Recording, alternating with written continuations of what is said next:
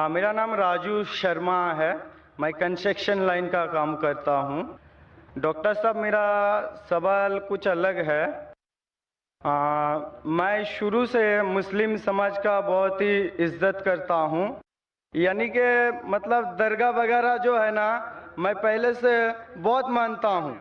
मतलब जहाँ जहाँ आपका दरगाह है, मैं सब दरगाह पे जाता हूँ, चादर चढ़ाना, फूल चढ़ाना, मतलब हर जगह जहाँ मुसलमान का तादाद लगा हुआ रहता है, मैं वहाँ हर दरगाह पे जाता हूँ।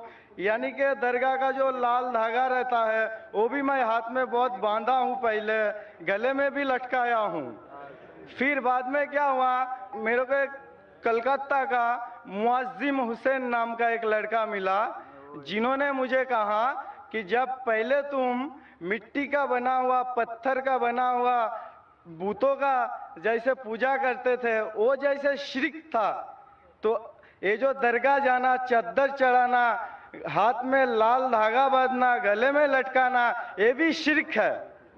तो मैं बोला, मैं फिर जहां पर था फिर मैं वहां पर ही आया, तो कोई फायदा नहीं है।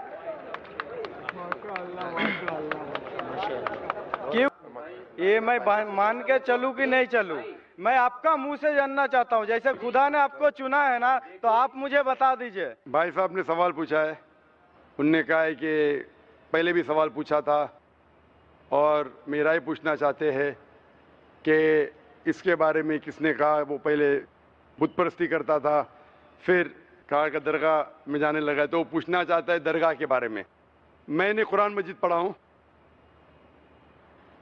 कुरान मजीद में मुझे कोई भी आयत नहीं मिली जिसमें लिखा है धागा बांधना चाहिए। कुरान मजीद में कई भी आयत नहीं जिसमें लिखा है दरगाह जाना चाहिए। आप जब किसी के कब्र पे जाते हैं तो कब्र पे जाके उसके लिए दुआ कर सकते हैं, उसको या उसके जरिए नहीं कर सकते।